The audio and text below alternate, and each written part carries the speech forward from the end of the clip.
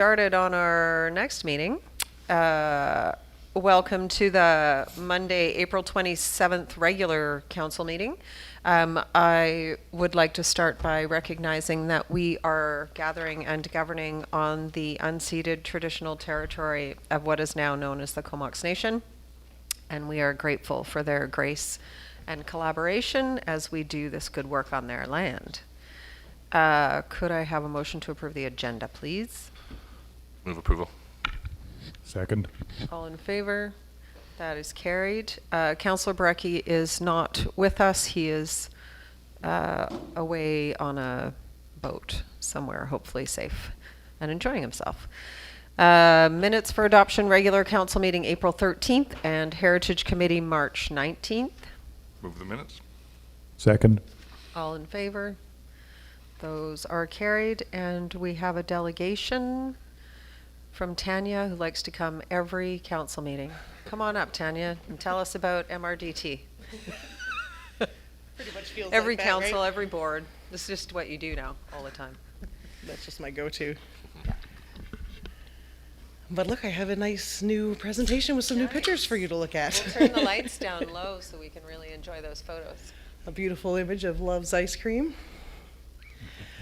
So I'm here again today. Thank you very much. Grateful to be here on the traditional and unceded territory of Comox First Nation.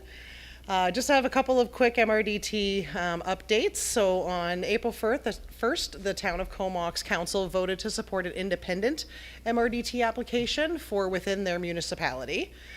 So if their application is successful, Comox Accommodations would still collect the MRDT tax, but those revenues would be managed independently instead of as a part of the regional MRDT application that Experience Comox Valley is putting forward.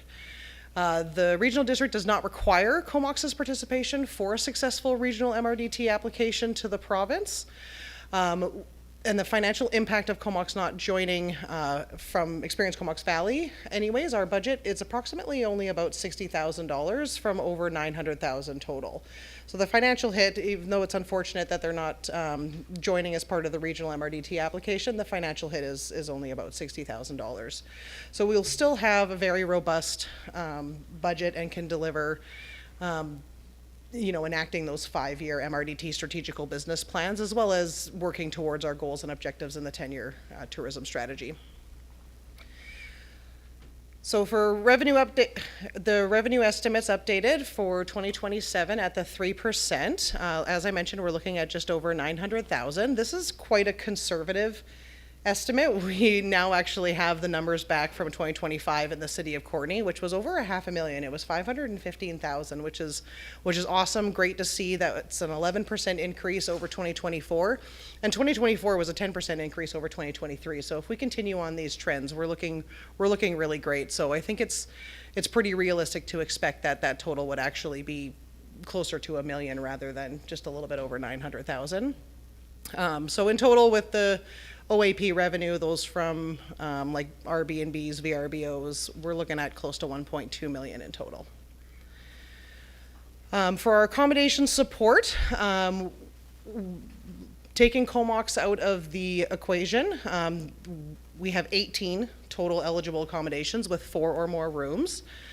And we received signature support to date from 13 of them, which is 72% of the eligible properties and 79% of the total rooms in the region. So we're still exceeding the province's minimum requirement of 51% by quite a lot, and still really grateful that we've reached over 70%, which was always our internal goal. Right from the beginning, we wanted to get more than just 51%. We wanted to be at about 70. So seeing 72 and 79 is still really great support from the local accommodators.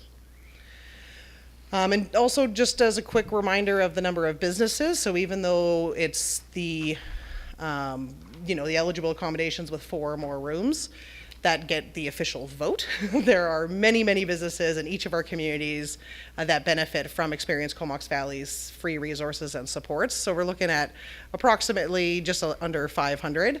Again, this is a conservative estimate. I think it's probably a little bit over that, but we wanted to remain a little bit conservative in our estimates. So that's things like food and beverage operators, tour operators, Airbnbs, and those types of things that also benefit from the work that we do. The governance of the regional MRDT will remain the same. So this slide's, you guys have already seen this before, but essentially the regional MRDT would be used to deliver the tactics as outlined in the 5-year plan.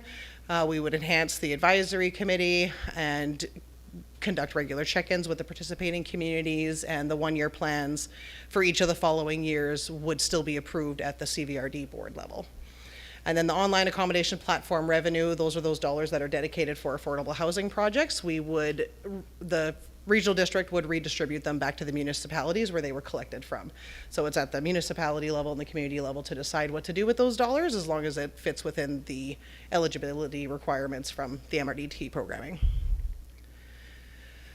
So I'm back here again today to ask for an updated letter of support, which just has some slight word change for the new updated collection areas. So it's still City of Courtenay, Village of Cumberland, and electoral areas A, excluding Denman and Hornby, B and C, excluding Mount Washington, and then now, of course, Town of Comox is no longer in that eligibility list, or the collection area, I should say.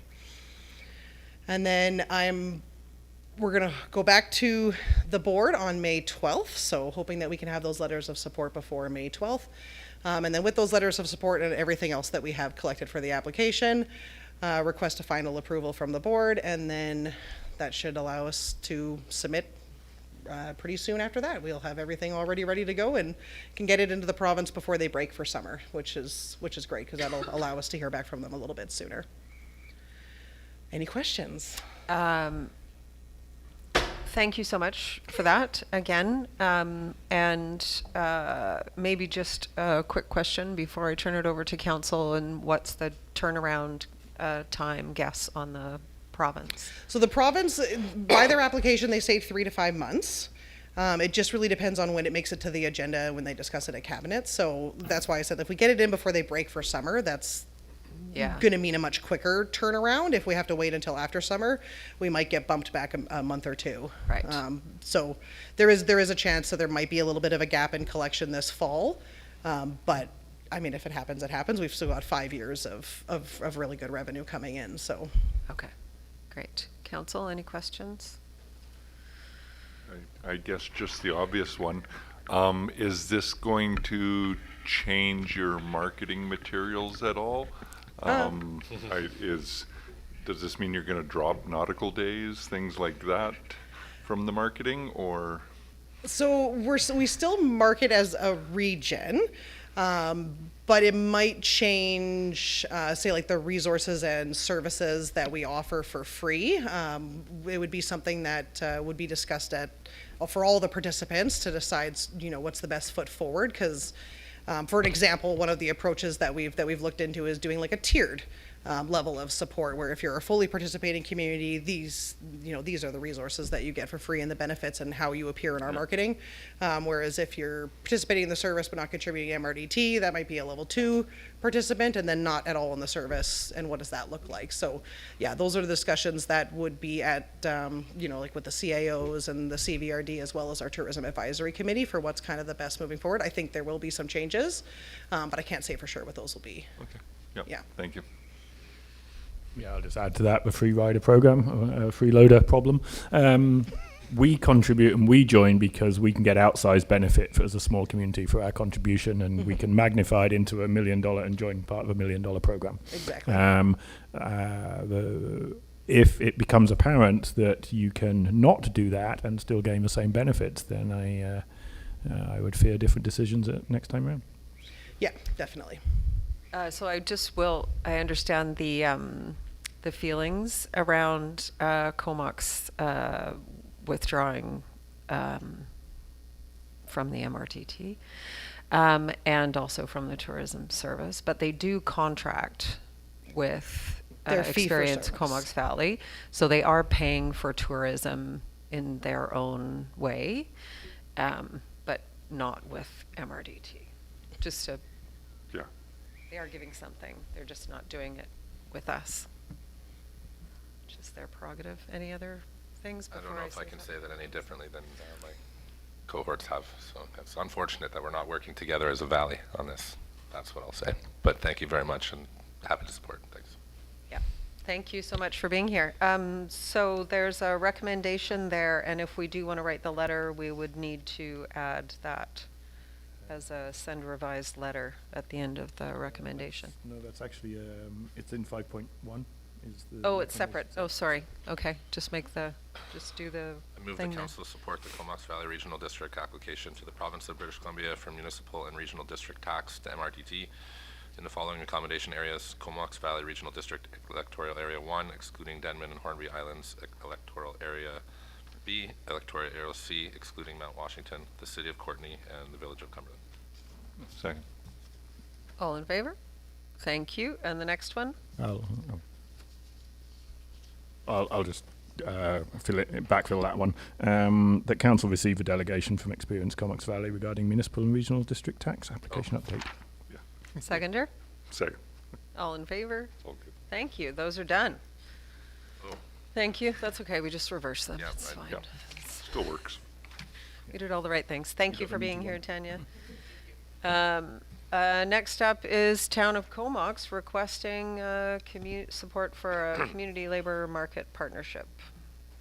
I can just give you a little bit of an update on this. So this is a initiative that the Comox Valley Learning Council wants to put together. They've applied for a grant, and what the idea around it is that it's an initiative that brings together employers, local governments, training institutions, and community organizations to address workforce challenges, and rather than focusing on direct job replacement, it supports strategic workforce planning, skills development, and employer capacity by identifying where the labor shortages come from, analyzing where the skills gaps are, and then developing some retention and recruitment strategies. So the Learning Council is wanting to do this. Most communities, like regions, have them, and we just have never developed one in this area. And of course, North Island College would also be a big part of this, to use it for some of their rescheduling or reallocation or realignment of their courses. What it's saying though is if you do support it, you're supporting really the staff support that we would need to provide for it to work, and then possibly, likely, some form of funding that would be the rest after the grant, if the grant gets approved.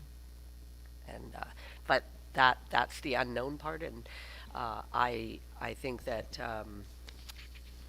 Cumberland would share in the same way that we share in other regional services. It wouldn't be like a split 3 ways or 4 ways or whatever. Right. It would be proportional to our That's right. our Yeah. share. Sorry. I'm just curious. The Learning Learning Council. is an organization or a committee of North Island College, That's correct. and CAO Wall is part of that Learning Council. Done that. So this is work being done on behalf of the regional municipalities, or the area, I guess, the region. But the primary client is North Island College, or is it? It's the Learning Council. So the Learning Council will receive the results of the the town of Comox is going to support by doing the RFP for the Learning Council. That's just Okay. somebody needed to, like a municipality Okay. needed to help. They're going to do that, but then the Learning Council will receive the results of the RFP for this work, and they will, the Learning Council will be the ultimate deciders of the successful applicant. Okay, great. Yeah. That's what I was looking for. Yeah, okay. Okay. I Questions? think it's particularly relevant with some of the growth we're going to be seeing with some of those federal changes With in CFP, security. yeah. CFP. Yep. Yeah. I guess, so it's a bit of an unknown at this point, how much staff time and if there will be further resources required then. That's correct. Yeah. Okay. Any idea of oh, sorry. Yeah, well, is it like likely to be quite minimal staff time? Is this going to impact other work plans, or is this something that's going to be able to be sort of done off the side of the desk? And I think done off the side of the desk, mostly probably at the CAO level, and then we will get support from, like, depending what we'll probably be doing most of the interviews with whoever's trying to gather the, and then possibly at the staff level, they'll have to provide some of that statistic support if, Yeah, it would be development services probably, is my yeah, guess. development services probably. So the letter is a request for support for the grant or for the project? Both. I guess for a little bit of both. So they need a letter to apply for the grant of support, and they've actually given, I believe they've given an example of what. Yeah. Yeah, it's just not very clear. It just says support for the Town of Comox Community Labor Market Partnership Initiative, Right. which clearly calls it a Town of Comox, Comox, yeah, that's initiative. I have an issue with Which, the name. given the conversation we just had before this, not Almost makes it feeling- impossible. But understanding that this is around a regional approach, Yeah. and knowing that we do appreciate a regional approach, and we also understand the challenges that North Island College is going through, and if if they had an opportunity to develop new programming that helps the labor market, then that's a good thing. Council? I also think, like, I might not be focusing as much on the process, like, with this one, because the outcome is super important that for Yeah. for all organizations, but particularly I know a lot of the shortages that's been caused for recruitment is in the professional fields. And so it'd be really great to identify that and understand where those skills gaps are, Yeah. which we could have done with a long time ago, to be honest. Okay. The form letter includes the words, would be Village of Cumberland is committed to participating. Is that just a vague, or is that a formal, like, contractual? We're committing ourselves now. Is that what they're looking we're for? committing. If you write this letter of support, you're committing that you'll, the staff will participate, and then when the time comes, we will, Okay. like, And I financially. also note he says these studies can range in the cost of $100,000 to $150,000. Yeah. You noted that any shortfalls between grant and study cost would be divided up between the participants. Yes. How much are they applying for as a grant?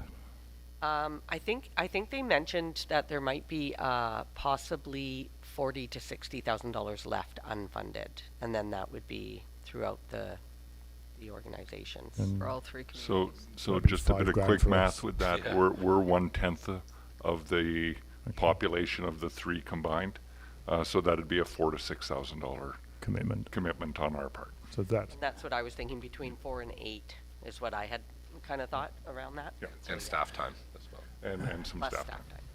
would have been useful if their request didn't make us try and do the mathematical gymnastics right here. Totally true. Okay. Yeah, I think it's super important to take part in regional initiatives that can multiply the value of a small investment, and to join in regionally as a group.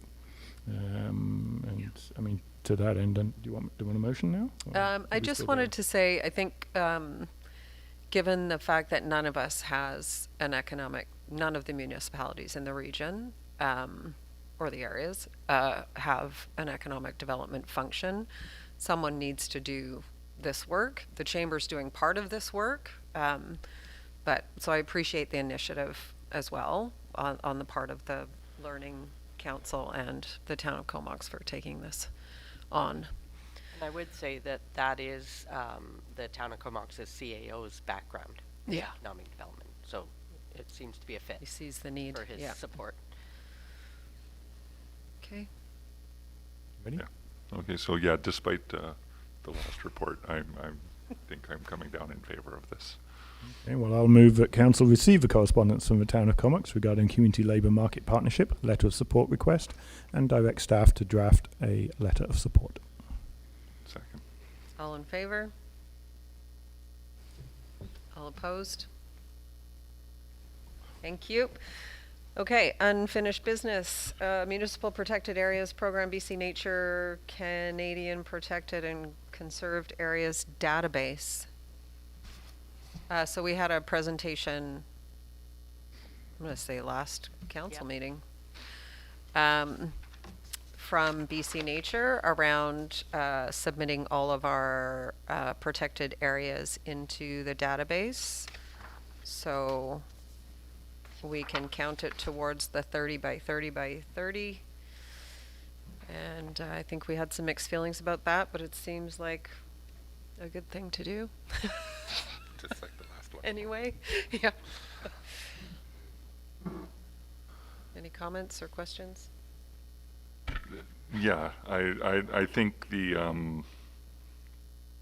they're kidding themselves if they think this is going to make a large amount of make up a large amount of the land base that they actually need to commit in the next 4 years, 3.5 years. But sure, let's let's get ours on the count, and yeah. Yeah, what gets measured gets managed, and it would be nice for us to have access, just to have access to that GIS layer ourselves. Yep. So, and since it's a very low cost, there's no dollar cost to us. So, just Hopefully they listened to the mayor's comments last time and my comments and took that in somehow, but I will support as well. Okay, there's a recommendation there. Oh, yeah. Here, want me to read it? Sure. Recommend that council support the addition of Village of Cumberland Parks and Protected Areas into the Canadian Protected and Conserved Areas database, and direct the Director of Community Services to work with BC Nature to finalize details and related public announcements. Seconder? Second. All in favor? That is carried unanimously. Okay, and next up is 2025 audited financial statements. Yay, the audit is done. Hi. Thanks for being here, Corey. As long as the red light's on, yep, it's on. Yeah.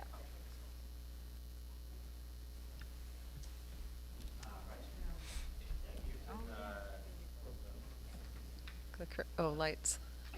There we go. Thank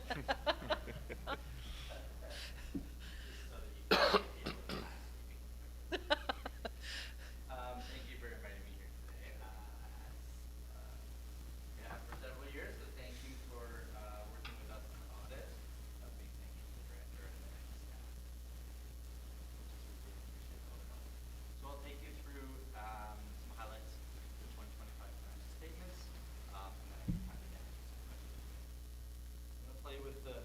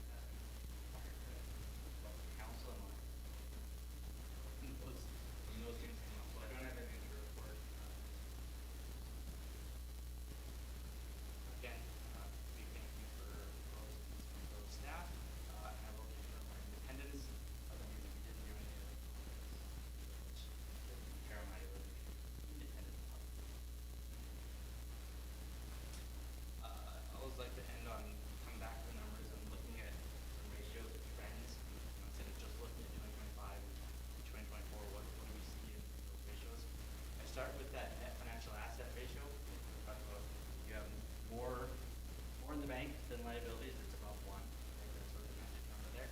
It's 1.26, it's still positive. And you can see there it's been trending upward for a couple of years. And then down, that's very common when you're doing a large capital project and you get debt on the books and you use up some reserves. So that's not a, that drop from 1.5 to 1.26, not necessarily scary. Once, but positive, something for you, you'll see it's managed in your budget and in the 5-year budgets going forward. And then the flip of that ratio dropping is the net book value of the capital assets climbing, and with the 2 years of significant capital projects. So this ratio takes your depreciated value, book value, and compares it to the original cost. So raw aging of the assets of 73%, that doesn't bring into account the business or anything like that in your asset management plan, but it's just on the books how well are they. And holding steady and slightly up every year is a reflection of that significant capital. So, lots of thank you for listening to the auditor.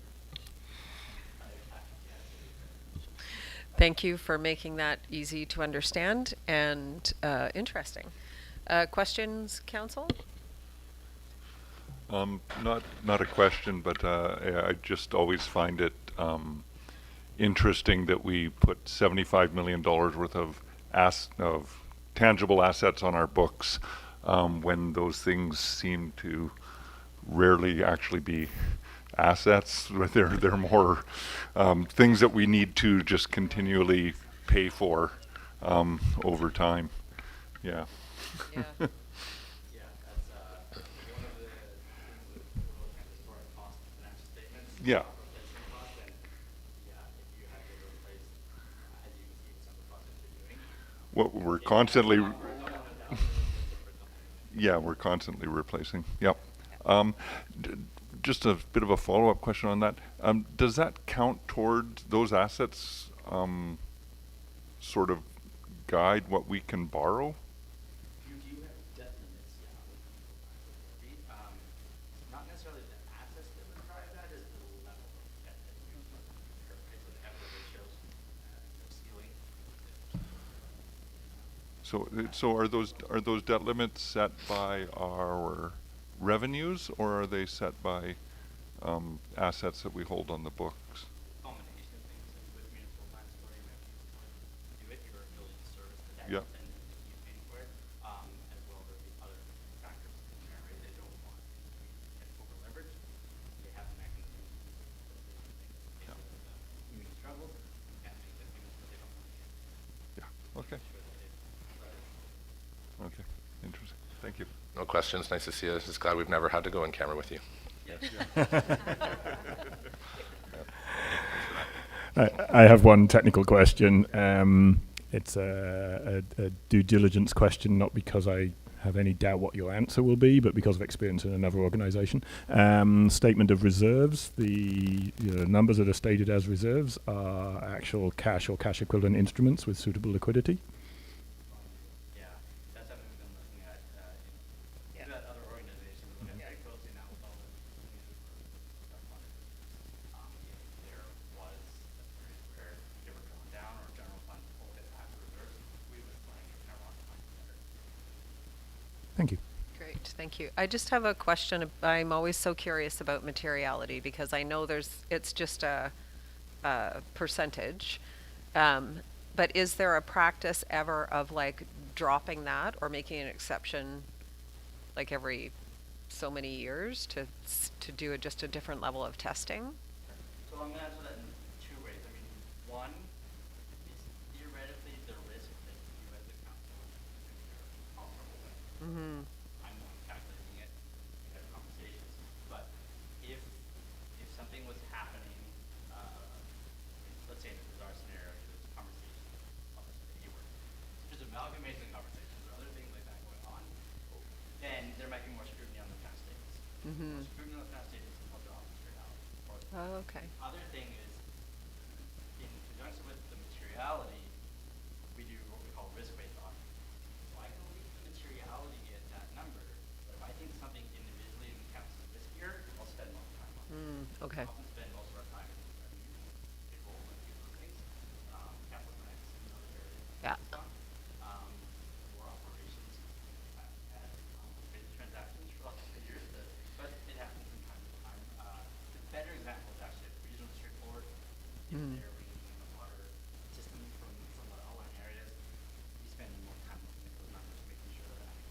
Okay. There could be scenarios where we talk materiality, but usually I tend to risk focus a little more to see if I need to spend more time in.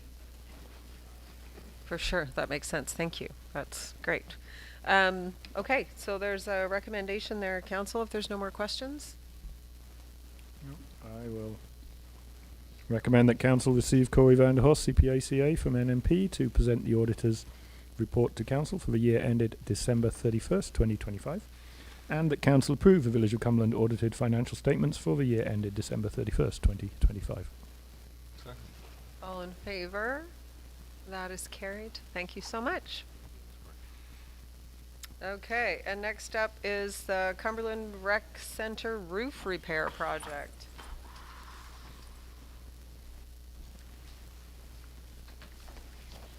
Hello, Jason. Hey there. Yeah, so as we know, for the past while, our Cumberland Rec Center roof has been a challenge and needs some support and some repair. So council has moved to put some money aside to work on that. We now have come up with a solution that we're bringing forward. There's been a few options that we kind of reviewed, and we've got some pricing within the report to go with that. And at this point, staff is recommending we move forward with using a company called Tremco that we connected with through the Kinetic GPO, General Purchase Organization, I believe is the way that goes. The idea being that they're going to do a restoration to the current roof on the building. It does come with a warranty period with it to ensure that we have the building in good standing for a period of time, but at a substantial reduction in cost compared to doing a replacement to that roof. Thank you for doing that work, and yeah, just thanks for getting the information we needed to make this decision. It's not an easy one, as you know. Council, questions, comments? Thanks, Jason. Yeah, I mean, I've made comments on this before. I'm quite pleased to see this the solution you've landed on. We're not having to actually lift up the roof at this point and see what's under there. So basically, we're just coating the roof entirely. What is the material they're using? Yeah, it's a paint on sealer on top of going through and sealing each fastener throughout the roof. And so they basically seal each individual fastener and then put a sealant on top of that. And they also then will replace the ridge caps on the building, which they feel is probably a large portion of our issue that we're having with leaking within the facility. And then when they do that process, it does have a primer in it that should hold and keep the roof in a good state for up to the next 10 years. And so that's where then their warranty comes in to go with that. Then also within this, we have a small roof off the back of the rec center that at times in the wintertime got substantial amount of ice falling on it. So part of the work I did with them was to create, it's a heat trace. So it basically warms the leading edge of the roof structure just above there, because that's where our furnace system is for the facility, to ensure that we don't have these large icicles building that eventually will fall and land on a lower roof. So it was kind of a low cost, low impact solution to that as well. Just looking kind of to ensure that the facility as a whole will last for a period of time so we can kind of go from here. Yeah. Yep. So yeah, this is going to sort of limp us along for the next 10 years, and yeah, I'm pleased. This has come in under what we even budgeted. Yeah. Yeah. Anything else? Yeah, Yeah. just way to fix the stuff. And yeah, the heat trace line's obviously very important. Nice to have some options that actually work for stuff like that moving forward. Yeah, thanks. Okay. I'll move that council authorize staff to proceed with the Cumberland Recreation Center roof full restoration, including the heat trace line installation, for a combined estimated cost of $235,000 plus applicable taxes, to be funded from the 2026 Facility Asset Renewal Reserve as approved in the 2026 budget. Second. All in favor?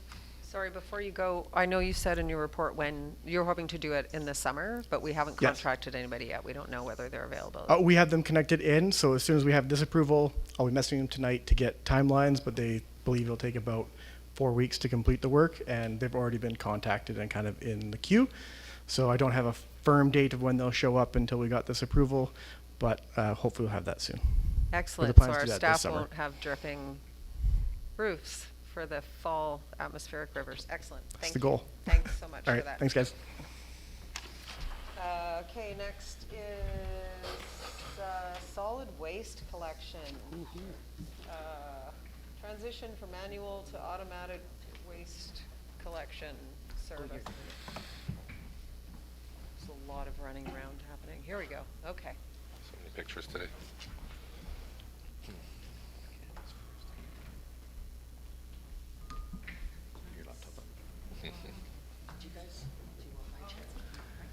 We knew it was coming. It's coming.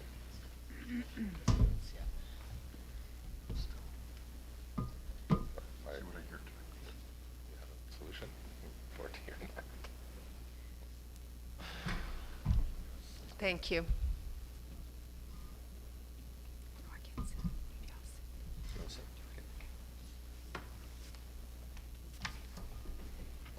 We're just going to co-present here. I think Annie's going to get started. Excellent.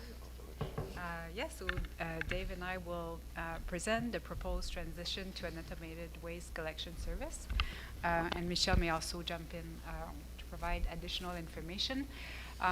So really this presentation just summarizes a report that is included. You might need to bring the mic a little closer to you. Closer, all right. So the presentation summarizes the report included on page 69 to 89 of the agenda. And it will be available on the village website later this week. And this is just really a first introduction to what the program could look like based on the service already implemented in the region. And staff will do more analysis if council is supportive of the transition. So this is the overview of what we're going to cover. Between myself and Dave. So first, the update on the automated waste collection regional initiative. So since 2024, Amterra has been providing a residential automated waste collection service to Courtenay and Comox. And there is language in the City of Courtenay contract allowing the Village of Cumberland and the Comox Valley Regional District for the Royston area to enter into a contract for a similar service on substantially the same terms and conditions. And in 2022, Village Council approved a solid waste collection rate structure, a solid waste collection user rate structure that would allow us to join into the service later on. So tonight, staff proposed the village to join the automated waste collection service spring 2027 at the same time as CVRD for the Royston area. So currently Amterra is providing manual waste collection service for residential, and that is the service is weekly for the collection of organics and bi-weekly alternating for collection of garbage and recycling. The service is also provided to 56 commercial properties, only for garbage and recycling. The current contract expires at the end of this year, and Amterra confirmed there's no issues extending the contract by a few months to support the transition, a transition in 2027. And just talking a bit about the states of the waste collection industry in North America, it seems that there's been known challenges with staffing, health and safety, an aging fleet, explaining a general trend to move away from manual waste collection service and moving towards the automated waste collection service. And this trend has been observed by the village when we proceeded to the joint request for proposals with CVRD for the Royston area for manual curbside waste collection service back in 2023. Following this process, we only ended up with one proposal from Mterra at the time, and their proposal included a significant cost increase explained by the difficulty to hire labor, general wages increase, and the maintenance of their aging fleet. So I think now it's Yeah, so the proposed transition to an automated waste collection service for residents will experience the same kind of scheduling as we currently do. So it's using the same add-a-day-to-day model with the designated carts to be accommodated by the automatic cart system. Of note here is the new service will also continue to have an expectation from residents with excess waste to be disposed of at the regional facility as well. The service will see a change in the trucks. So the trucks are much larger now. So they have a larger truck and or turning radius. So the turning radius on them, and as well with access, might be a little bit more limited. So this will also see them to have a different access point in some limitations that we may experience. So still got to work out the kinks on that. Suggestion transition period as well is the service is to be adding contractor labor in some cases. So this would be at an additional fee. This is just to help facilitate mostly the transition, but there are some areas that we may need to figure that labor component. Just continuing on with that. So based on other regional communities, the contractor input as well, we'll need 3 carts, or 3 bins, the recycling, the organic, and the garbage. From there, we also note that in the table and the size there will be specific sizes that those cart systems will be needing. And so from there, staff recommend proposing that the residents select their own cart size. This is just something that we've learned through the regional district as well. These carts will become the village property after approximately 10 years of service. From an added fee, additional carts may be considered. We're still figuring out that part as well. Additionally, staff will work with the contractor and suppliers on wildlife tamper-proof lids, and residents will still have an expectation to store the 3 containers and replace if damaged.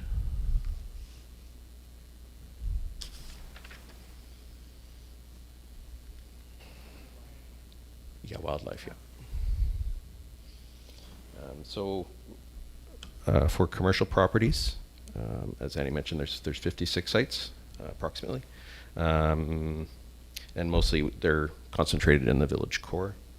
The commercial services will still need to be further assessed by staff and the contractor's assistance on that, just to figure out how best to service them in the interim. Some options are, as listed there, enrollment to the automated solid waste collection service, sticking with a status quo, like a manual collection system, or discontinuing the solid waste collection service after an extended period of time. So these will be things that we'll come back to council with. Just a note with other like communities with the cart system, they've now moved away from this type of level of service with commercial businesses. Moving to staff capacity here. So with staff capacity, we still need to do a lot of, I guess, we still play an important role in this transition, as we're going to just be starting to guide this through, given council support. Some of the roles for staff will engage in our, the planning and facilitating of the transition, educate users with the communication strategy that's still yet to be fully determined, coordinate the communication efforts as well, so that would be working with the regional district as an example, review solutions with commercial waste, solid services that I just touched on, prepare a detailed transition plan requested by Recycle BC. That's a timeline issue that we also have to work with before this can be implemented. And we also have to update our solid waste bylaw and review and maintain contract levels of service with contractors. One other note on staffing services here is the bylaw part, which is Additional bylaw services capacity would be required to support with education and compliance support around the new requirements for the automated collection service for the first few months of the transition.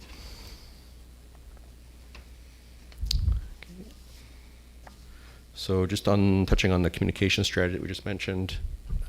So we're working on a draft communications material once we get council support, and looking to answer a lot of the frequently asked questions, draft press releases, and the use of social media to educate the village of the program benefits, details, and rules to the system for that transition that we're imposing. We'll be obviously working with the regional district on these areas, as they're also expanding in the Royston area. All right, so I'll jump in over here. So provided council is supportive, staff would be requesting a $25,000 budget for communication effort and an additional $10,000 for contingency to support with the transition. And those funds could be coming from the stabilization reserve funds that are earmarked for solid waste services. Now the financial consideration. The preliminary analysis suggests that costs would be similar for both services. Those are based on estimates provided by the other municipal regional partners, but the prices would have to be confirmed, obviously, through negotiation. If Village was to stay with Mterra or with another provider for providing manual collection service in the future, I think it should be expected that the service would increase due to the required replacement of aging fleet and the limited competition in the industry. And the solid waste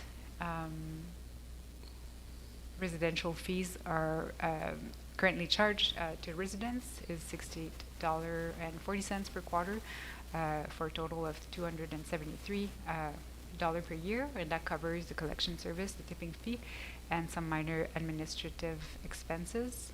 And I just want to point out that in those estimation here, this is solely for the collection service and the carts, but doesn't include maybe some additional expense for the wildlife-proof locks, which would not be significant, but just want to point out it's not included in those estimates over here. And now this is a provisional transition schedule. Staff is proposing basically to launch, to align our schedule with CBRD for the Royston area in the hope to maximize, outcome of negotiation with Mterra, but also outcome of communication campaign. So we would be looking at starting our communication effort in the summer of 2026 and having a go-live full transition sometime in late spring of 2027, May-June next year. And those are the different steps we've touched on during the presentation.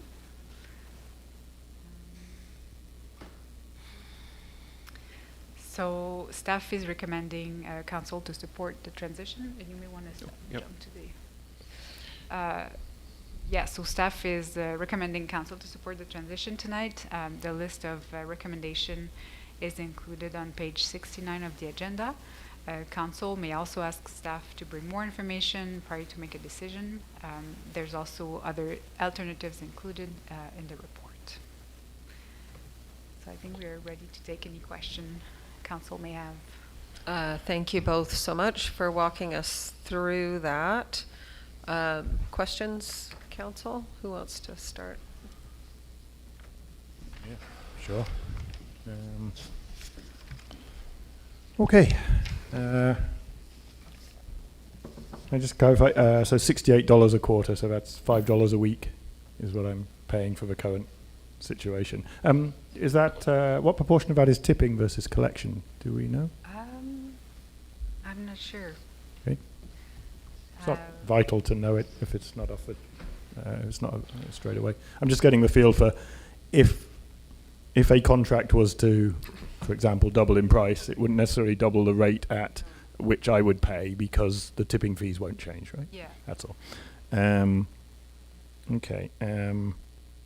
Yeah, the smallest bin is 120 litres. You know, my smallest bin is 40 litres, and I don't fill that for my organics. And I watch my neighbours taking their small pots that they have on their kitchen counter and putting it out, and they're recycling from under the sink and putting it out, and thinking, goodness, we're really asking people to store a lot of containers that they aren't currently storing. We're demanding space on their property, that is not currently used. I just want to add here it's organics and yard waste as well. Oh, I understand. Yes, yeah. We put out paper bags with yard waste about 3 times a year, and that's great. Yeah. Anyway, and some people do it many more times, and I get that. What I'm getting at here, and I think there's a question in it, and I'll get to that, is that on every level I can see at the moment, if we go to automated carts, the service gets worse. The containers we need to store are bigger. They're more awkward. The sort of ease of putting them out and putting them back. We can't provide as much. We can't get as much stuff taken away from our house because it's no longer unlimited recycling and it's no longer unlimited yard waste. There's a transition, plastic waste transition, which we know about from Comox. So if you have any data on how many on the diversion of those old plastic containers from the others, that would be useful. They're harder to clean, all these things. There might be slightly less litter from the wind blowing recycling around. And then I'm seeing that in the report, the cost is currently estimated to be the same. So we're getting what I fear is quite, right? And so it's predicated on, but it could get really expensive in the future. And I don't know how to communicate that to my residents, that we're decreasing your level of service quite notably to protect ourselves against an uncertain cost in the future. And also that $5 a week to take garbage away is probably the biggest bargain I get in my life, is less than a cup of coffee. It's almost as good value as the water we provide into everybody's house, right?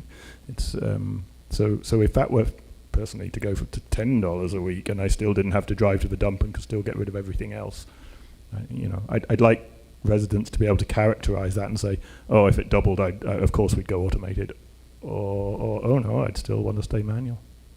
So what's my question, apart from a little speech, is how much more is it that there may just be no one to provide manual service in a couple of years, in which case we're left with no provision? Or is it that we have a feel for how much more expensive it would get? Can I also just jump in quickly, because we really just wanted to provide you with the facts, but if you actually are doing it with a pros and cons type of thing like that, there was a time, and I won't say it won't happen again, where the service level was really bad with the manual collection, and it was because they could not hire any staff. They had to finally up like a bunch of things, and they to this day still miss the odd collection because they're missing staff. So I think you want to think about the service level a little bit when you're thinking about whether it is a decrease or not, because I think we struggle quite a bit when it's manual with the service level, the actual what we get, the consistency maybe of the service. I just wanted to mention. No, I can hear that. I recall the times when, the few weeks when they particularly struggled. Yeah, just reading the report, it kind of just feels like the appetite of Impera is that we do this more, and not providing us with a different option. And that's sort of carrying on what Councillor Ward just said. I mean, these are significantly reduced services. All the extra storage. I'm really having a hard time wrestling with this one. Yeah, the services are so severely reduced and so much extra effort to storage and pushing in and out. I know we've been warned that this is the future, and obviously this report says as much. with the industry. But yeah, just the severe lack of or reduced services I'm having a big struggle with, and just with not having any options is basically, it's like, this is what we're doing. And I feel like there might not be any options. So, I mean, 2027, we have so many things in the village coming on, so like even more expensive is just, 2027 is going to be a big one for everybody in the village. Yeah, and the replacement requirement to replace if damaged, like that's just, there's so many things with this, so I'm just struggling for this introduction.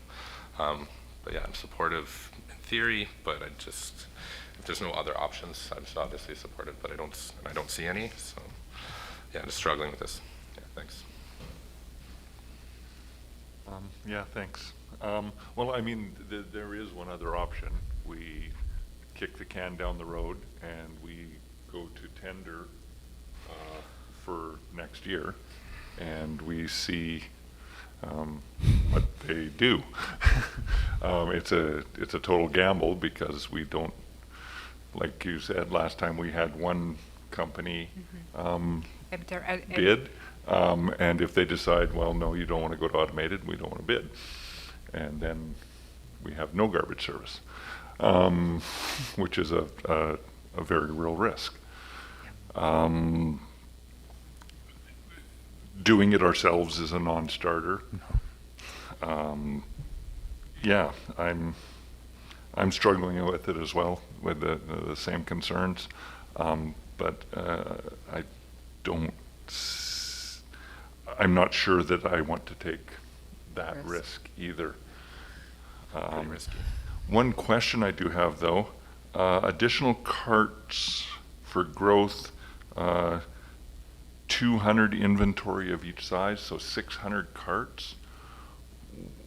Where are we putting those? Yeah, we still haven't really formalized where we want to put those things, and also storage, from lessons learned, is you also don't want to get them full of water while they're in storage, because they will split. So there are some challenges there in terms of an indoor or safe place to store them. Well, indoors seems impossible. If we had room for 600 carts, we'd have a person we'd have working a there. food share in it, or, Yeah. or something.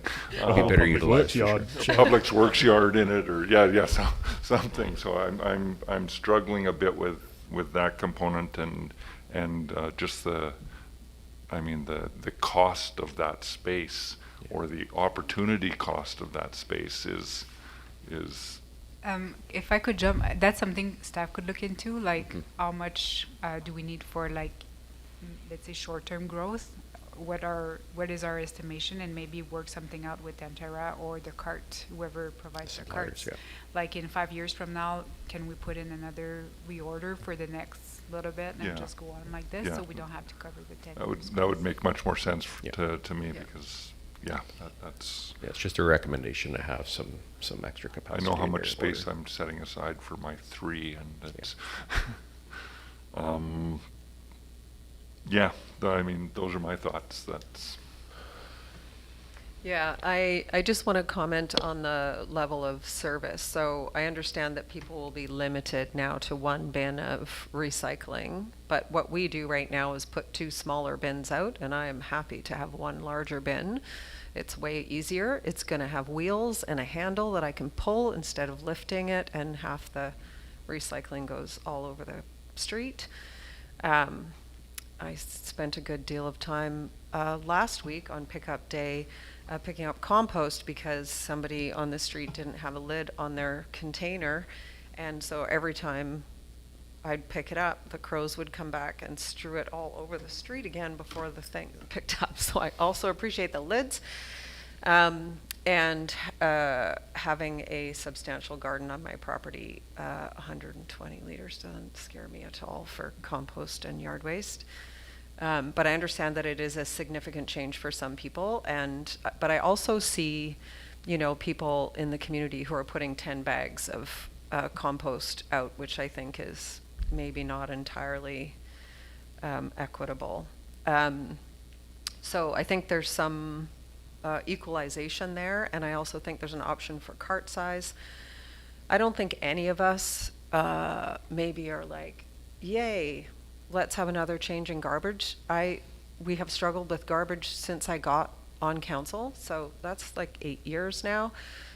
First, we had a really terrible provider with horrible trucks that belched black smoke and were terribly unreliable. Then we had missed service going on. Then we had skip a day. But the fact of the matter is, last time we went to tender, we had one response. And so unless someone in the community, which I believe another council member and I suggested about 8 years ago for someone to start a social enterprise in the garbage business here. That didn't happen. And so we're stuck with one provider, and I'm not sure, again, like Councillor Therrien said, whether I want to take the risk of going out to tender again and having them come back like they did last time with a 45 or 49% increase in fees, because they're having to service, because we're the only people they're servicing with the manual trucks, or we're us in Royston, and other areas outside of our jurisdiction, I'm sure, but they're using that as leverage to get us to move to one consolidated system. So it's up to council whether we want to make this decision now, whether there's more information we'd like to, I'm not sure what we would want to consider. I think the question of commercial collection is very interesting, and I'd like to see some engagement with our business community to see what kind of collaboration they could have amongst themselves to get bins, or the big metal bins instead of individual, so they could do their own commercial. They might actually save money doing that. We don't know. So that might be good. Do we need to make the decision on whether we move? I guess that's the question I have, is we do get some savings in terms of staff time and communications and all that stuff if we do the same time as CVRD and Royston. When's our decision date for whether we go along with that or not? Are you speaking for for all of it. all? So Yeah. for Sooner the better. implementation of the system itself, I think we're aiming for, is it November? Where's the schedule? So, It's- I think we're recommending if you go with, like, if you align with CVRD, then we May. would hit the ground running maybe in June, like for communications and that kind of thing. Yeah. And then, but go live isn't until the following spring. Yeah, it'd be Like next year. for actual bin switching, and like that people are gonna have like decisions on carts beforehand, and there's a Yeah. lot of information to engage To with get out, before. yeah. Yeah. Yeah, just Including why we're doing this. yeah, and it's an opportunity for us to learn, and also ourselves, and then translate that education with our Yeah. partners on how we've been working on those things, and find some of the unique situations to try to solve some of those problems in that interim. So that's why we've got a little bit of breathing room once we get this direction on how you Okay. guys want to proceed. With the commercial part, we believe that would take a bit more focused consultation directly with that business community, and then of course report back to you on how we can handle that. As I mentioned, there's 3 options there that we could consider. There may be more that we could also hybrid from. Okay. Can I just jump in quickly on Yes. that first? When you were mentioning like possibly the company leveraging, that inequity, like the cost, the possible cost, and them not wanting to, I think the town of Comox and city of Courtenay did a bit of an analysis on the whole thing and then went out to RFP, and it was this company that was the only one who bid on that, because there's a huge capital front cost. Yeah. So I think it's more of a natural kind of leverage. It's not actually. Yeah, no, I didn't mean to imply that. Yeah, Sorry. no, but I just Yeah. wanted to mean like mention they're it, right? threatening Like us or it's anything. because of the natural way it's going. It's not because like it's just gonna naturally probably they've got to replace the manual trucks. There's no way that they can continue. They're gonna have to probably up the wages if they're gonna continue hiring, like just little things like that. And I really do believe it was the lack of service levels and that was happening that made the other municipalities analyze this and understand that they needed to figure it out. Like, Yeah. I don't think it was driven the other way around. Yeah, just and wanted to mention. and I just to add on to that, I think our service level got better because Yeah. they weren't trying to service the whole valley with those same trucks. Yeah. So there Yeah. wasn't the breakdown and all of that, but that doesn't mean that's Yeah, going to stay that way because the trucks are continuing to break down. that's a good point, yeah. Just to clarify, has Royston already confirmed that they are going this direction? I think they're waiting on. They're waiting Village on of us. Cumberland to. Okay, It's already been approved by their board that they're moving. I see, yeah. Yeah. Okay, a few things. Yeah, on the sort of buying carts in advance for future growth. Well, now there's 40,000 or whatever, 20,000 households, because if there were 3 municipalities, I would hope that anticipated need might be pooled to the point where there could be a biannual order of new carts that was big enough, because I expect it's order minimums that's driving the need to stock. I would say there's opportunities to work with other districts Yeah. on ordering. So if you could say we're going to order together, we're going to order 1,000 new carts every 2 years, then that would mean you wouldn't have to do so it must be a negotiation point. That storage of carts seems. We're hopeful that exists, yes. But I really want to be able to say. I mean, we've used the word engagement in the report. There's not public engagement about whether to do this or not. Right? We're not planning any public engagement about whether to. And I would really want to be able to not say, do you want to do this or not do this, because I think the answer might be obvious, is to find a way of, I'm not suggesting we necessarily go out to engagement, but I would like to be able to feel that we had a sense that the community's viewpoint of, we would either move to automatic or we'd be willing to pay a lot more for manual, right? Because that's definitely the choice that's in front of us, and take a risk as well on that, and that's what I'm trying to, to represent the public. I'm trying to be in that mind. Right? What is the pain point at which you go, oh, we'll go for that automatic one then, and I don't know what information to ask for. Well, it definitely seems like the industry is forcing that. Well, the industry's the evolving. Yeah, exactly. And they're asking us to evolve with them, I think. One thing I will mention as well is the other communities entered into a 10-year contract. So it allows this to play out and then, and if it's, and just figure out if should go if it's not, if they should do a different thing or. There's no going back. No, is there? that's No, definitely. I don't see that.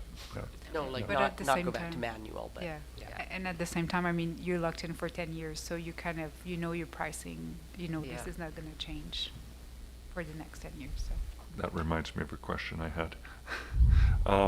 The pricing, we're renting the carts for 10 years? Yeah, so, And so is that $80,000 annual cart cost, is that an annual cost or is that a one-time cost? yeah, so that's an annual cost. It would be charged, split over 10 years, basically. That's the cost for 1 year, so that's 1/10 of the cart cost. It's a rent to own. Rent to own, exactly. So, We're not- so Emterra- So presumably in 10 years, then that $80,000 gets, or whatever it's CPI'd up to Yeah. between now and then, that gets dropped, and there's a 20% reduction in the service cost. I would say be careful with that because Because it's then an you're on asset your, management then you're on thing. your own Yeah. That's to right. replace the carts. Yeah. And for the first 10 years, Emterra is responsible for the carts. So if Yeah. there's any carts that are broken or need to be maintained, Emterra is the one fixing, replacing those carts. And the cart comes free, the first cart comes free, and then if you want a second cart, you pay for that? Is that how it works? the first The three first carts. one's not free, but it's included in the service. Yeah, it would be part of the Provision. utility fees, and then, yes, Yeah. there is the opportunity for some additional carts, but I think you would have to manage that. Like the director of engineering and public works would probably have to understand some criteria around that, because not everybody could just be unlimited carts, right? Or you wouldn't have any room on the roads. Yeah. So you'd have to, it would be like, you know, somebody's in a situation where they have like a young baby, which I would say the current process doesn't care about that, Yeah. actually, but this one would.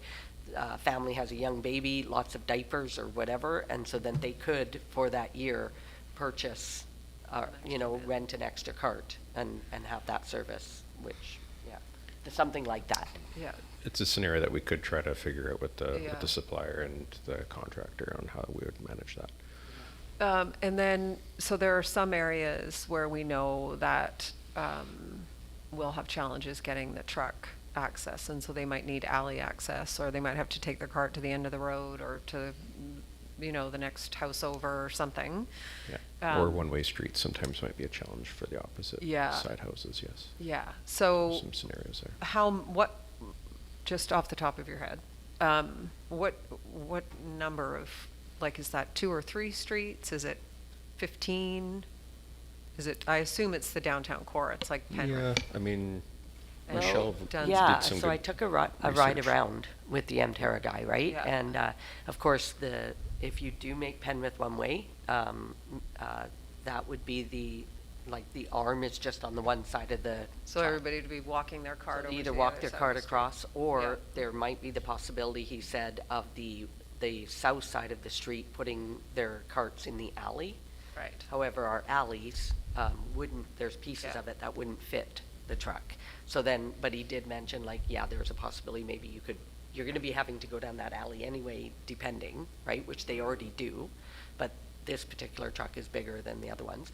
But you can back down to those houses and pick them up, or, you know, that kind of thing. So there's Yeah. worries around. But when we drove around, even the multifamily, like Coniston Creston, you know, that, or Stoneleigh Station, like they all had perfect radius. He's like, nope, this won't be a problem. We didn't really find anything that we thought would be too problematic as we drove around, other than the one-way street. Yeah. And the narrow alleys. and some narrow, but they're even something like Maryport, very, very narrow. Yeah. He was like, yeah, we'd go up one side, we'd come down the other. Like, he didn't seem to think there was a problem with that one. And Yeah, that was it's- the one I kind of wondered about. Given that this type of technology is all out the world, like I'm sure we're not the only unique one with those Yeah, types of we're not the situations. only So place that we'll was work built with for them. cars. Yeah, it can be mitigated to some degree. Yeah. Just sometimes we have to figure out what those real challenging pinch points are, Yeah. and then try to figure out solutions for that, so we Yeah. can make the service better. And just to ride on what you were saying, though, there are areas in Nanaimo that have very, very challenging streets, and those people do have to take their carts to the end of the street. But very few, but Yeah. that does. But I just can't, yeah, like we said, I didn't see.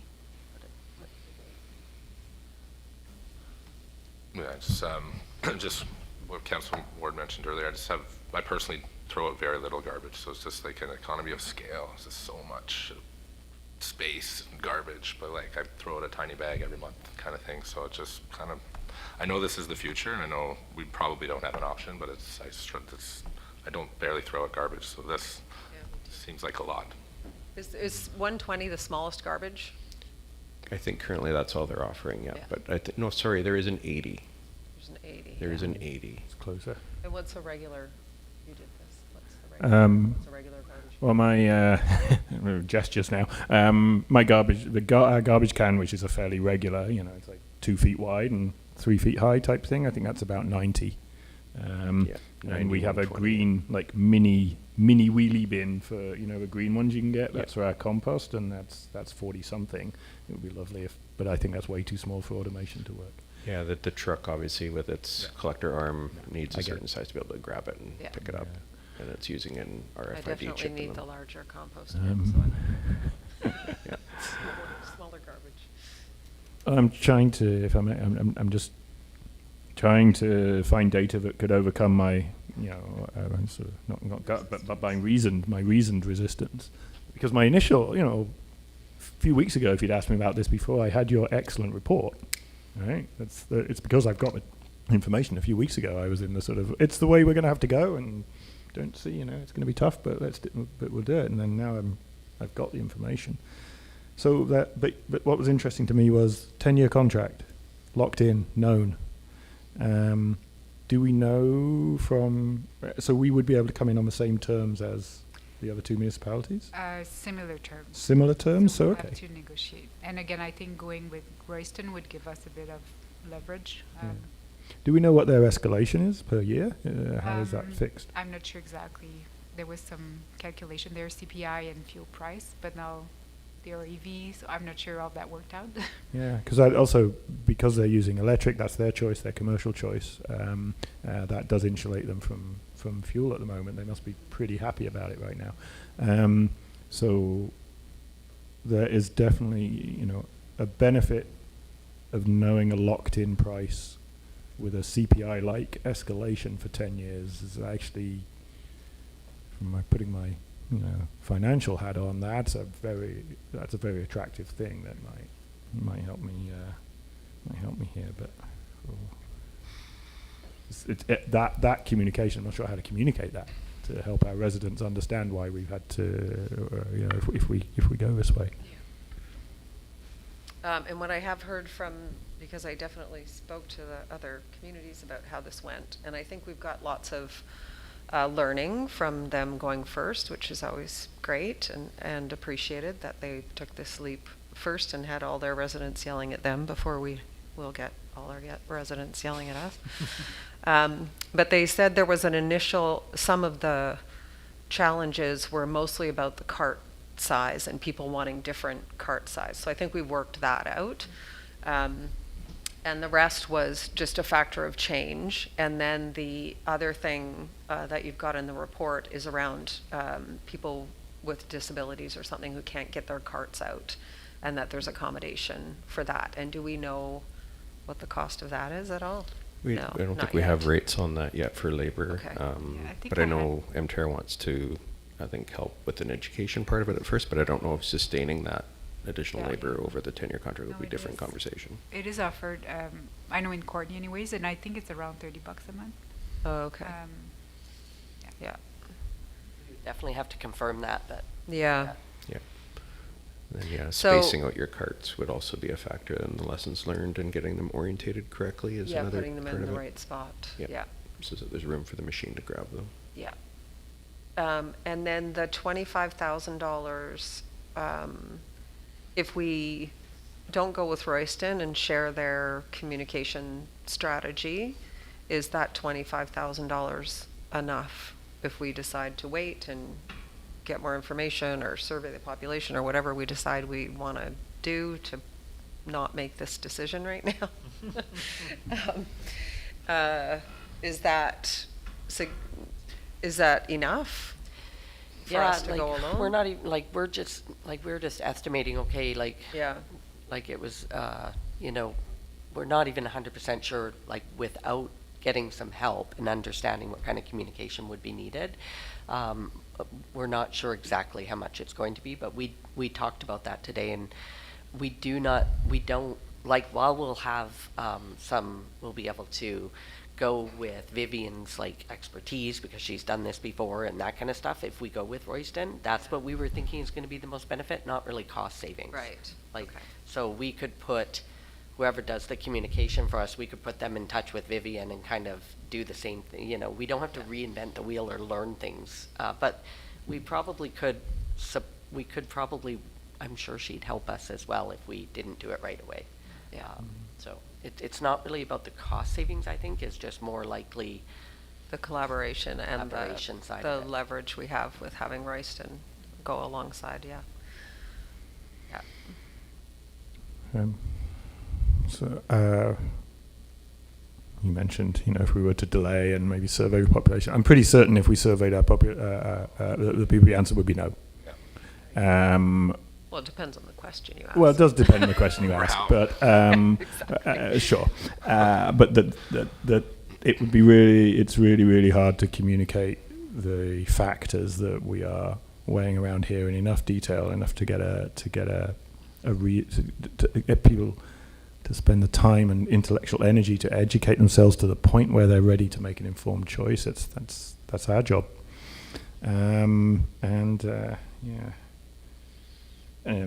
Education-wise, by the way, I'd love to see like the 3 sizes bolted to something in 5 places around the village, because until you see one for real, you will choose the wrong size. So, you know, if we go that way, things like that, right? It's a good point. Of a visual would be really helpful for someone to make a decision. None of us know what a 240 litre, you know, I kind of do, but yeah. See, I'm wavering driving here. into Courtney Comox on collection day, you can get Yeah, a sense of them, but definitely. until you actually see what you need or what your family or household takes, then you could definitely contemplate that a little bit more. But they'll have time to decide that. Yeah. Also ensure that our, information really tries to incorporate that type of advice. Yeah, some of the brochure material that we want to generate with the communication strategy will hopefully help educate that as a big part of it, along with placement. I mean, what I'm seeing is we've got. I'm not sure I can see any information we could get in the next 2 council meetings that would change the discussion we would be having right now. You're not going to be able to go and say, tell us how much more expensive it's going to get. It's not going to happen. Yeah. We're not going to run an RFP process. We're not going to know if we can get a contract or not. We're not Yeah. going It to feels know. like MTerrace is telling us we're not gonna do that. Yeah. So do this, because we're not gonna give you a truck with people Would- on the back. That's definitely what this report feels like to me. With the information we've got here, I'm a reluctant yes, mostly based on the fact that I don't want to go into a contract negotiation with complete uncertainty of whether we're even going to get that contract. And I think I've moved to and that point. that's thought you'd finished. So yeah, that leads me to a reluctant yes at this point. I feel I've kind of moved there, especially with the certainty of a 10-year contract. Also helps. That's actually been the kicker for me that would help me overcome and explain the decision more appropriately. We wouldn't want to be sitting here next year with no one to collect our garbage for 6 months. Well, Yeah. no one, or someone who's going to adjust it like they did last time, which was increased by almost 50%. Well, but even that would be $750 a week, and that's Yeah, not it's not too bad. it's not an unbearable cost. It would be if it just didn't happen, would Yeah. be the disaster scenario, and I'm not sure I want to take that risk. Or it broke down every other week, and Well, this you is know, the- yeah. Yep. The intangibles, like not even, like, we would be going out on our own at that point, because we wouldn't even be able to be going with Royston like we did last time. No. Yeah, there's another company, but we've already dealt with them, and the service was quite different than what we got, and that wasn't, had some issues, so. Yeah, I don't know who else is out there, who would answer the tender for manual, but. I They may feel like not even nobody- respond Nobody. based on the duration of the contract request if we were going for a 3 to 5 year, just to keep ourselves some stability. Right. And they may not even want to enter into that form of contract, so Yeah. they can just reject it based on duration, never mind price. Yeah. Right. Well, the time has come. I'll move the village council give formal written notice to the city of Courtney that the village intends to join their existing contract with do you want me to read the whole thing? Do you want us to read the whole thing, or can we I- just I- say it's a pretty long I can go, I don't know. motion. Village intends to join their existing contract with Emterra Environmental in the automated collection of garbage, recycling, and organics waste, spring 2027. And that council directs staff to proceed with communication as early as summer 2026, aligned with the Comox Valley Regional District. For the Royston area, council confirmed the cart selection option, allowing residents to choose their cart size prior to transition to the automated waste collection service with possible physical examples. Council confirmed the option allowing the village to provide additional cart when requested by residents in some specific instances to be identified and approved by the Director of Public Works and Engineering. The council directs staff to maintain the current manual collection service with Emterra Environmental until the transition has been implemented. The council authorized staff to subsequently enter into good faith negotiations on automated waste collection with Emterra Environmental. The council directs staff to bring forward an amendment to the solid waste bylaw number 1003, 2024 to include automated collection of solid waste. And that council approve the additional expenditures to support transition for the amount of $35,000 to be funded through the general financial stabilization reserve funds earmarked for solid waste. The council directs staff to bring forward an amendment to the adopted 2026-2030 financial plan bylaw to include those expenditures and funding. Second. And just before the second, you've seconded, right? I just, Yeah. sorry, do you mind if I just say one thing that maybe was, we do have to come back with, in probably next meeting, we're analyzing a bunch of initiatives that haven't even been able to get started, and this is one of them that we have had to put on hold for 3 years, while we've been trying to get these other bigger projects out. So we have to come back, with an analysis on staff capacity for that, and I had forgotten to mention that. Right, so that's coming, and it's not just about this; it's about a bunch of things that's coming. Yeah. Just a quick point of order. You said 2024 instead of 2014 for the bylaw. Right. You're happy with that, Rachel, or you don't need any amendment or anything? Okay. And he did add physical examples on the choose their cart size I threw that in there. Yeah. with physical examples. Yeah. Yeah. I said possible, but we'll just Or go with possible physical. physical Yeah, we'll just examples. Yep. give the residents the option. Yeah. Yeah. Yeah, yeah, The totally. roof and the They just give you. CRI. Right? We'll just So I wait for the can first second that reading. now? Okay, Well- second. All in favor? Yeah. Thank you. Thanks for the information and, yeah, for the good report. You're welcome. Okay. Thank you, guys. Much appreciated. Next up is a way easier conversation about our farmers market. So as we know, our farmers market is one of our key, well, food security is one of our key strategic priorities. And our farmers market, our weekly farmers market is a key piece of that work. And has struggled with the introduction of fees for nonprofits in our parks, and had some a dip, I would say, in the vendor attendance last year, and so I'm bringing forward a request to provide a bridge agreement initially, or ideally. I think we could do a partnership agreement with the farmers market because they rent the village square for the bulk of all of the summer, June till October, and provide that really great service for us, including the farmers market nutrition program.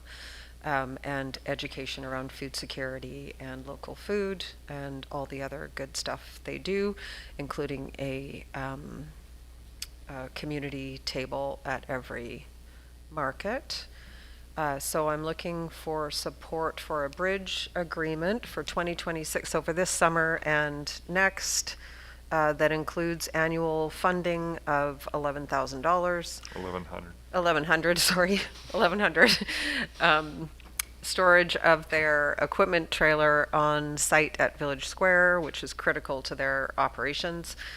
Continued provision of electrical and washroom facilities and the use of the parking on the street adjacent to Village Square. And further that we take this bridge agreement into the strategic planning, or the next council take the this bridge agreement into strategic planning along with the other partnership agreements that will come up for review in or prior to 2027, because they all expire.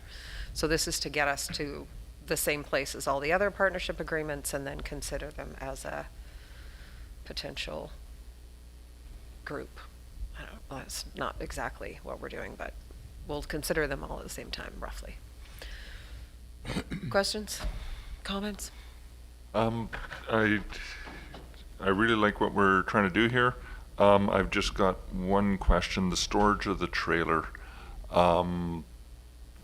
is that going to interfere with summer concert series? No, so they've been storing okay. it for the last 3 years? 3? 2? 3? Yeah, I think it's been a couple years. There was an issue with bylaw enforcement last year with, I guess, a misunderstanding of property lines. So we have permitted the storage of that trailer this summer. There's a park use permit that's been issued in front of the Perfect. for that temporary storage during that. Okay, and it doesn't, it's out of the way enough that it's not gonna interfere with summer concert series or anything, and, okay. Yeah, no, I appreciate having this market. It's another part of our vibrant summers here in the square there, and, yeah, let's try and help them along and make sure that it continues to happen while they get their feet back under them. Yeah, thank you. Ditto. Yeah, happy to support, yeah, that's great. Okay, there's a recommendation there. I'll move that council direct staff to draft develop a bridge agreement with the Comox Valley Farmers Market for 2026-27 that includes annual funding of $1,100, storage of their equipment trailer on site at Village Square, continued provision of electrical and washroom facilities, and the use of the parking spaces adjacent to Village Square. And the council refer this bridge agreement to the 2027 strategic planning session to consider a multi-year community service partnership agreement. Second. All Can in I Oh, yes. just further discussion? Sorry. That was when you said to draft develop. The question is, does this motion authorize staff to continue and enact without bringing it back to council? Which is what I would want, by the way. Nice catch. Can I maybe jump in? Yeah.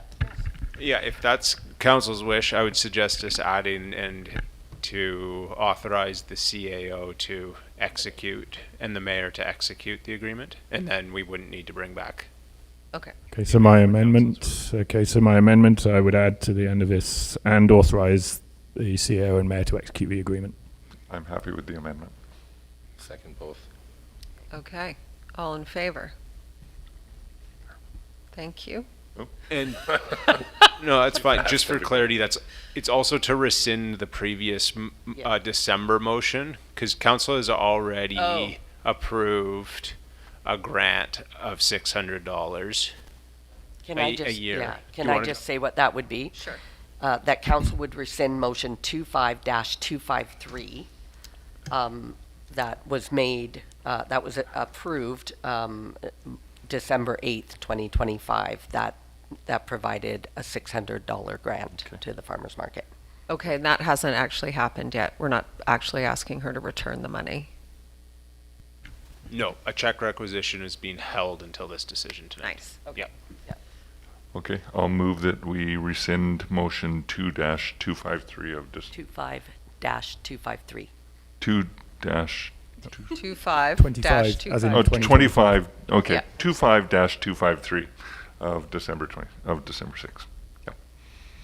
Second. Second. All in favor? Don't forget all the things. Thank you.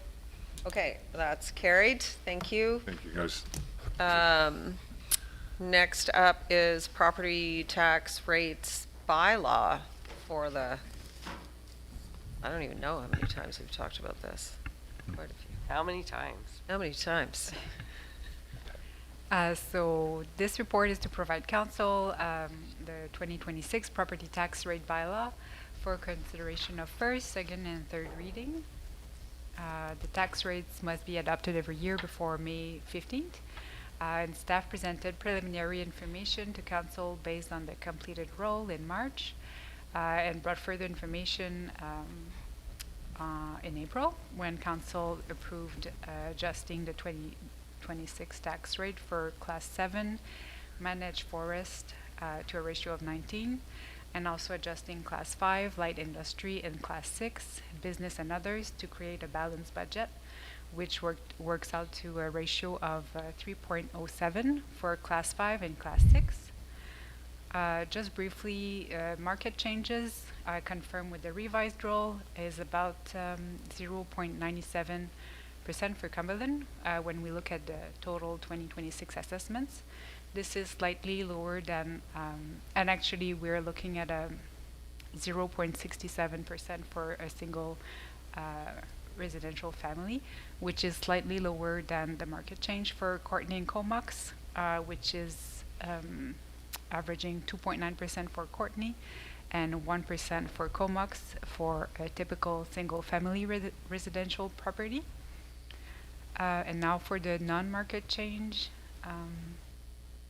we are looking at an estimated amount of just over $5,000 for 2026 for all the classes. For residential growth through new development, we're looking at just under $18,000, and the non-market change coming from all other properties other than residential is estimated at the negative $12,000. So typically an amendment to the approved financial plan would be brought forward at a later date to contribute the new taxes from residential growth to reserve to save towards policing per our council reserve and surplus policy. However, this year staff is not recommending any additional contribution to reserve because the taxes generated from growth are so low. And now the village also have to establish the rates for other taxing authorities, such as the library, the Comox Valley Regional District, and the Regional Hospital District. And the tax rate for the library is estimated to, is increasing actually, confirmed, by 6.17% compared to 2025. And CVRD requisition is increasing by 13.1% from 2025. And this is mostly due to the increases in the emergency program service, into also the Comox Valley Housing Service, the Comox Valley Recreation Facilities, and the Comox Track and Field Service. And this is a new service for 2026, and it's going to be about $23 more for an owner of a residential, an average residential property. And finally, the hospital district requisition came in lower for 2026 with a decrease of 0.7% compared to 2025. School and police taxes have been estimated at 7% in this report, but the rates came out last week a bit lower, so that's good. Well, actually lower for residential at 5.7% for school and 5.2% for province for the policing, and the rates are a bit higher for school for other classes. So now, later in the report, we present the impact of those changes and the proposed tax increase of 3.94% increase, and the changes to tax ratio confirmed by council at the last meeting. So for a single family property, in the report mentions an estimated increase of $307 a year, but now with the confirmed rate for school and policing, we're more looking at an estimation of $290 per family, so it's a little lower. Strata units, we're looking at an increase of $283 a year. And business is going a little higher than what we have in the report here because the ratio is higher for policing. And we're looking at just over $1,000 for an average Class 6 property. A few more things to mention is the change announced by the province earlier this year about the homeowner grant program. So eligible property owners will have to pay an additional $200 in 2027 when the grant amount will be reduced. And there's also changes coming in effect this year for the property tax deferral program. So interest rate is going up starting this year, and this will result in an additional financial burden for some residential property owner currently using the property tax deferment program. So staff is recommending council to give first, second, and third reading to the proposed tax rate bylaw. Any questions? Just a comment to start that even when we keep our tax increase under 4%, in the end, with all the other taxes we collect, it's still a huge impact to our residents. Anybody else have questions? I just have. Well, I'd like to build upon that comment, but just to one is, if only we could send out 2 pieces of paper. We kept it to 4, and here's what everyone else did. But I will, with my library representation, just bring that information to the table, that the library also kept its total budget increase to just under 4%, or just around, which is close to inflation, except that the formula, because Cumberland has more population and has higher assessment, and other places have declined in population or declined in assessment, then it means that we end up with that 6%. So the library did also do its work on the budget, but it didn't transfer here. Okay. Yep. Something to note as well is the CVRD. A big piece of that 13% is the new track and field service. Yeah. So it's not an increase. And Comox leaving the housing service. That too. Yeah. So I just have one question on in the chart, the top chart on page 95. It looks like I thought we always had class 2 as at the upper limit, like at the cap. So, and the cap changes based on. It does. It's okay. We're grandfathered. We're one of the smaller places that are. We're allowed. Our cap is 7.2 times class 6. So it does change depending on what you're doing. It's relative to class 6, not class That's 1. Class 6. Yeah. Okay. So they say that that's the cap for us. Other people have like a different cap. But Okay. There's a few grandfathered municipalities that have that Okay, cap. so no opportunity to put that up. That's See, it. I'm always looking for opportunity to Yeah. move it away. Okay. Well, There's a I'll recommend recommendation. that council give first, second, and third reading to the 2026 property tax rates bylaw number 1260 2026. Second. And all in favor? That is carried.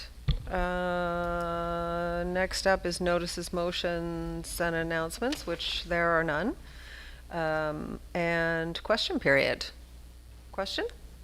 Any questions? Anybody? Okay. Any questions online? Okay. Then there's closed Right. recommendation, but we don't need it, do we? Do we have it more? No, we don't. Just adjourn. Cool. Yeah. Nothing. Because I we was- did all our closed in committee of the whole. Oh, go ahead. Go for it. Yeah. You know, you take it. That was the- Move adjournment. Yeah.